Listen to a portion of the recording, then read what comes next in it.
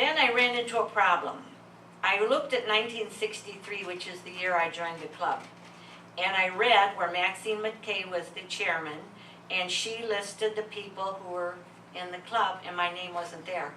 And I thought, don't tell me I've been working on this club all these years and I'm not even a member. I thought, why am I not in there? And so then I kept looking, and it was 1964. But the book says 63, so actually it was 64. It's okay, we'll give you Yeah. that. Okay, so anyway. Anyway, on our 70th anniversary in 1966, we had a big program and we put on a skit, and we have another Annie song.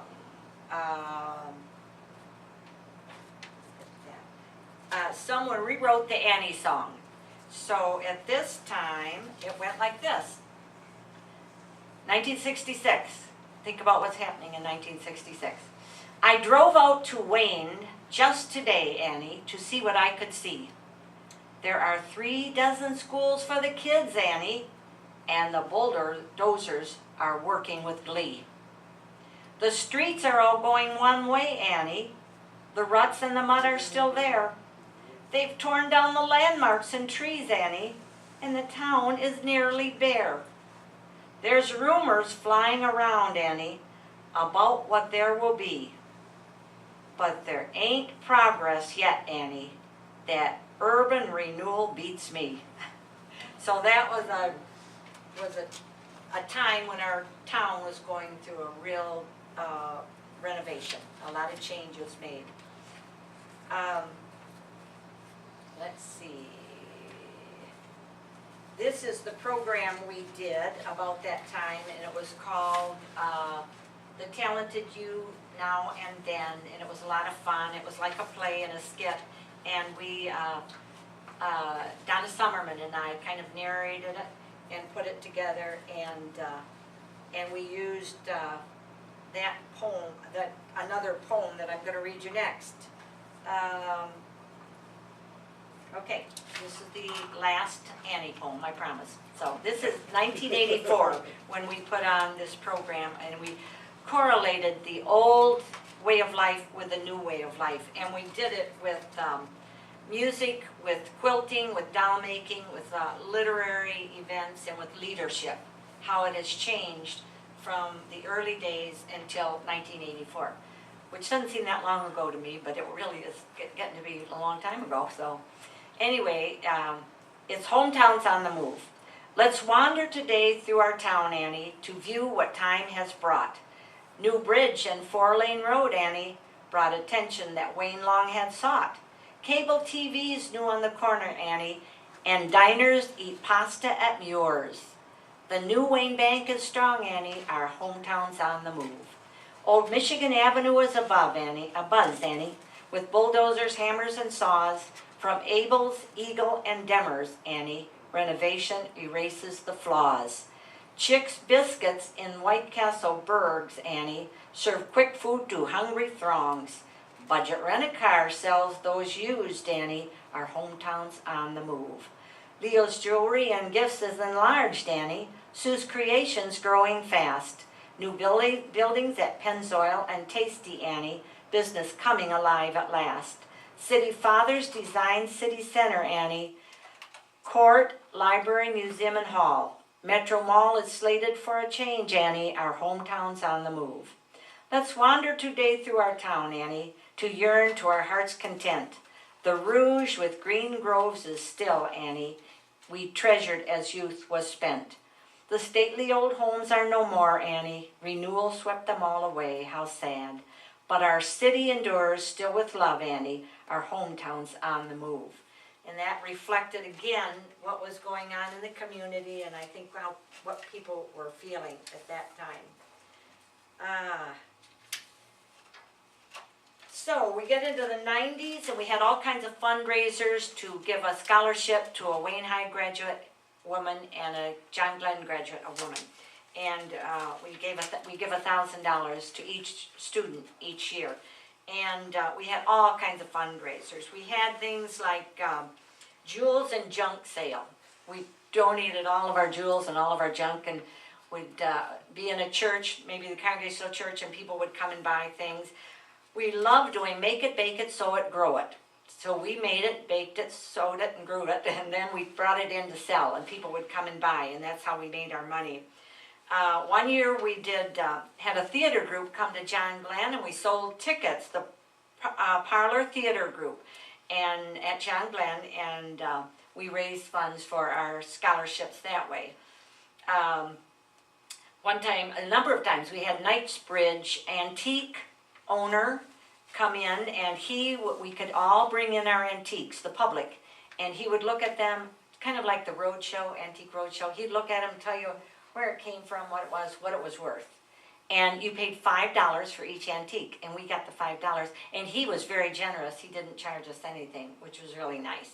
So that made it nice. So that was ways that we raised money to do our scholarships. We also did rummage sales, but they were all a lot of work. And then we came up with a new scheme, a new idea.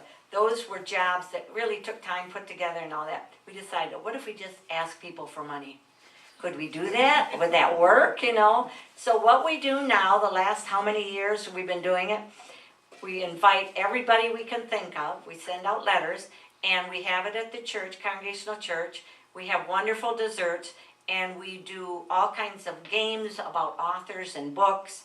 We take, what do you call them, old things that we bring in, attic treasures. Oh, yeah, just What do you call white that? elephants. White elephants. We would bring in, each of us bring 2 books and a white elephant. Every guest goes home with a white elephant and a book. And it helped us get rid of our junk in our house, so it worked out really well. And it's a fun way, and people really enjoy it. But we try to involve our authors, our books. We have games and activities tied around that, and so we're still, that's our main goal, is to raise funds for our scholarships. We also participate in the Red Wagon program in the summer. We go into Norwayne. We get books at the St. Paul's Church on Vinoy, and they have a program there, the Red Wagon, and we go in and get red wagons, and we get books, and we get water and toothpaste and toothbrush, and then we go into Norwayne in areas where children are very needy, and they love it. And we have a bell, we ring a bell, and they come running out, and they love to get new books. We give them each a couple of books, and then we go back the next week or so, and we exchange the book. And if they don't have it, but it's no big deal. We don't worry about it. We also have done some donating of books to the Red Wagon. So our members are a part of the Red Wagon program too. And that's another way that we can help. Our club meetings today are very varied. They can be crafts, they can be authors, they can be a book review, they can be a trip to a museum. We always do a play every year in January. We open in September with a dinner meeting, and we close in April with our scholarship dinner, and we invite our 2 scholarship recipients and their parents to come, and we have a nice meal and present them their scholarship awards. We seem to be continuing to get members. We have about 50 members now, and it's pretty active. Our first meeting is the 20th of this month. We always meet the 2nd Tuesday of the month. I'm sorry, that's Garden Club is the 2nd Wednesday. Literary Club is the 3rd Tuesday. And anybody's welcomed. At one time, back when I joined in the 60s, very formal. We wore gloves, we wore heels, we wore dresses. We served our refreshments on silver tea platters, and it was very, very formal. We wear hats sometimes too. So we've relaxed a lot, I think, as the world changes and things change and more of our women are working. We've changed with the times, but I think our group is very close-knit, and many of our group have been together a long time and consider the club really good friends of theirs and enjoy the activities. Just to show you our book made by Carolyn Marnott. She does a beautiful job. She did the Garden Club book, but she does our Ladies Literary Club book too. And it has the colic on the inside, and it has our date of Origin, October 18th, 1996. Our motto, "'Tis well to be amused, but when amusement does instruction bring, 'tis better." Shakespeare. So that's a nice motto. This has been with us for all these years. Our mission, to stimulate intellectual development, give service to others, grant student scholarships, and promote good fellowship among its members. Our colors are yellow and white, and our song is America the Beautiful. And then we have all of our program committees in here, and a list of our events. We were at the Courthouse Grill last year.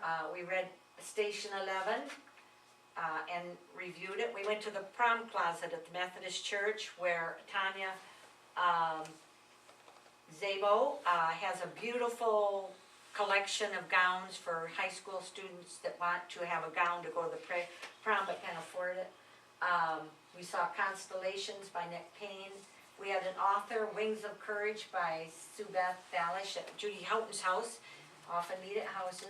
Our game night, our scholarship fundraising, and then all of our members and all the information. We're trying to go to email and save postage. In the back we have job descriptions of officers, and we stopped putting all of our past presidents in. We were printing so much material because of the length of our club, and so we just go back to 1996. If we probably have 10 pages in here past presidents, and we have our bylaws in here too. So Carolyn does a beautiful job on that. Okay, so I think I've covered everything, but if you have any questions, I'd be glad to try to answer, or maybe Sue or Kathy could too. And Carolyn's in the club too. Any questions? Okay, well, yes. What you just read, is that this year's activities? Yeah, this was last year's. Last Our year's. new one that Carolyn is just completing, we have a whole new list of programs, will be given out to our members a week from Tuesday, the 20th, at our dinner meeting. So we've got a lot of nice new things coming up. So no questions. If you would like to come up and just take a look at these cute little books. The Arcade Club has books just like we do. They're old, but they're kind of neat to look at. So you're welcome to look at those. Darlene, Tony has a question. I was just going to ask, is that, I take it back then, a lot of the women belonged to multiple clubs in the city. They belonged to the garden club, they belonged to the women's. Yes. You know what I didn't mention too, and it was in there, I don't know how I bypassed it, but in the minutes I found that at a literary club meeting in 1916, some of the women began talking about birds,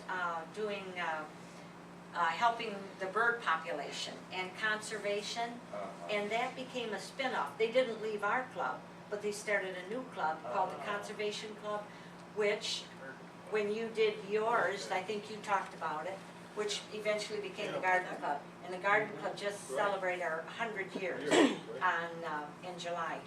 So, And being the fourth oldest garden club in the nation, yes. makes you think that, they were communicating with other garden clubs actually throughout the United States. Oh, yeah. And some of these ideas were circulating amongst these groups, and they kind of blossomed within that own group. Right. So really, That's that's exactly kind of what like the happened. mother group of other groups that spawned from it. Yeah, that's exactly what That's happened. kind of So, interesting. yeah, but I hadn't realized that the idea for that, when I read about the Garden Club, and I wrote about that, I hadn't realized that it was in the minutes that it started in the literary club. So you're right, one club starts it and it kind of spreads. So Tony came to our celebration for Garden Club and spoke, that was nice, so we're glad to have you there. So, okay, if there are no questions, thank you for having me. If somebody Thank wanted to you. come to your next meeting.